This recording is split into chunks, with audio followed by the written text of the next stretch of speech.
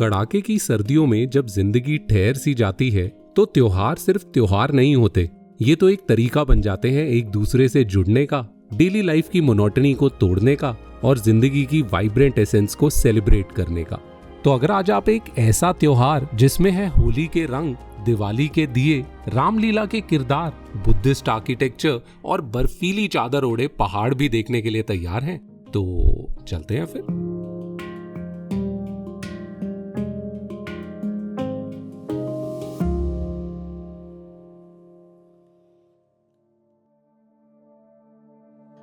ये होली मनाई जाती है हिमाचल प्रदेश की किन्नौर वैली में 8,900 फीट पे बसे सांगला गांव में।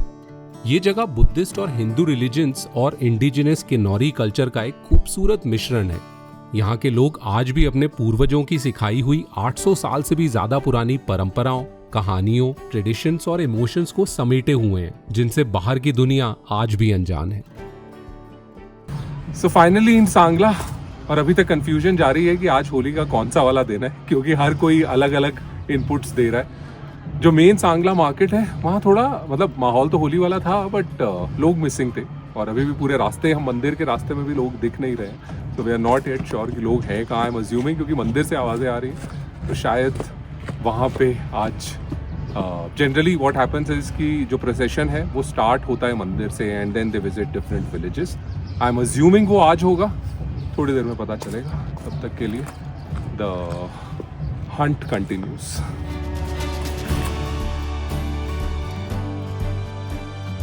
सांगला होली सिर्फ एक दिन का फेस्टिवल नहीं है, ये किन्नौर रीजन में 4 दिन तक मनाए जाने वाले फागुली फेस्टिवल का पार्ट है, जो विंटर खत्म होने और स्प्रिंग स्टार्ट होने पर मनाया जाता है। इस फेस्टिवल का अंत होता है होली के तीसरे दिन, जिस शाम होलिका दहन किया जाता है और लोग अपने घरों को दिए की रोशनी से सजाते हैं। हम यहाँ बस एक ही दिन के लिए शामिल हो पाए और हमारा एक्सपीरियंस कैसा था, चलो दिखाता हूँ।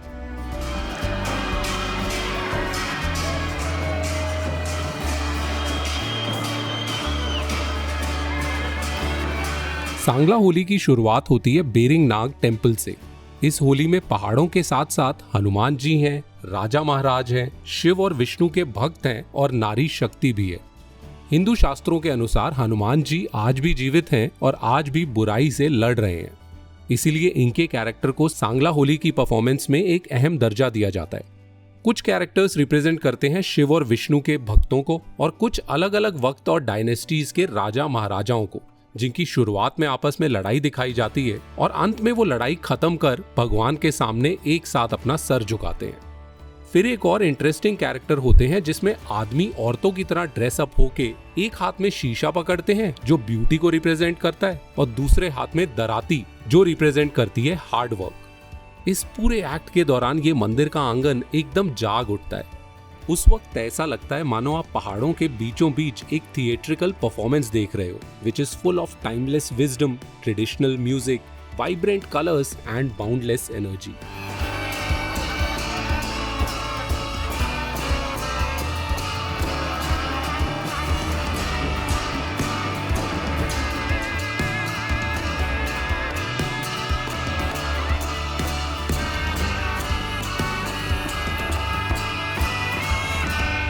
इसके बाद ये होली का प्रोसेशन शुरू होता है और ये प्रोसेशन सिर्फ एक रिचुअल नहीं बल्कि एक ग्रैंड कम्युनिटी सेलिब्रेशन है, जिसमें होली सिर्फ सूखे रंगों से खेली जाती है और इसमें किन्नौर के सभी गांव वाले और दूर दूर से आए टूरिस्ट सभी शामिल होते हैं।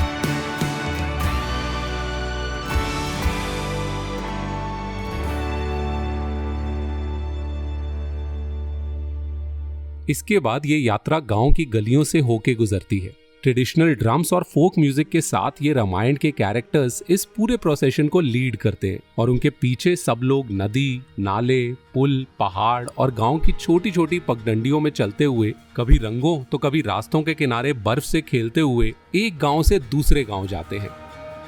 हम लोग अपनी होली खेलने में इतने बिजी हो गए, procession is far long gone. और अभी जाना है हमें आज़ाद कश्मीर गांव, जिसके लिए एक टेम्प्रेरी पुल पार करना होता है। और किसी ने आके बोला जल्दी जल्दी जल्दी चलो क्योंकि पुल हटा देंगे, तो जल्दी जल्दी।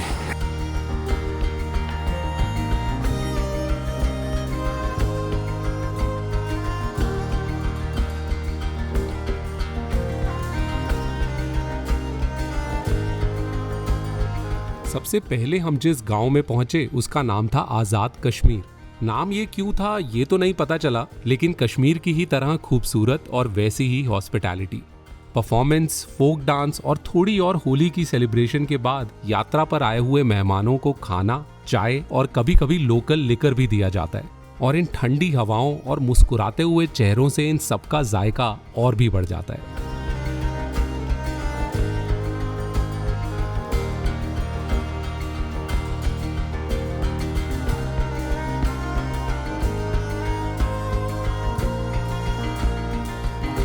तो आज़ाद कश्मीर के बाद काफिला फिर से बढ़ चला। गांव के इन छोटे छोटे रास्तों में अभी भी काफी बर्फ थी, लेकिन इस होली के माहौल की गर्मजोशी की वजह से ना ही कोई रुका और ना ही कोई पीछे मुड़ा। कुछ छोटे छोटे जंगलों के पैचेस से होते हुए अब हमें जाना था बोनिंग सारिंग गांव, और इसका मतलब था फिर से एक और रिवर क्रॉसिंग। अब पिछले कुछ सालों से क्योंकि यहाँ काफी टूरिस्ट आने लगे हैं, इसीलिए प्रशासन ने कई सारे वॉलेंटियर्स भी अपॉइंट किए हुए थे, जिनका रोल था लोगों को रास्ता दिखाना और कुछ ऐसे रास्ते पार करवाना। और जितने दिलकश यहाँ के नज़ारे थे, उतना ही दिल जीतने वाली यहाँ की खातिरदारी।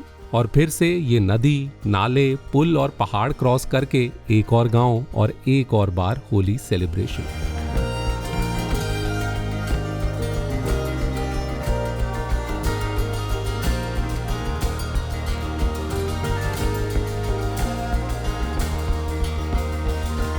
ये कहने को तो एक सिंपल फेस्टिवल है, लेकिन जिस प्यार के साथ यहाँ सब एक दूसरे को अपनाते हैं, वो हमारी यादों में हमेशा के लिए कभी ना भूलने वाली छवि बना देता है।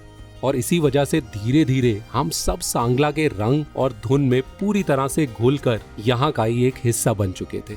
सब जीरो टेम्परेचर वाली हार्श विंटर्स में भी सांगला के लोगों की हॉस्पिटैलिटी एक नर्म धूप जैसी थी।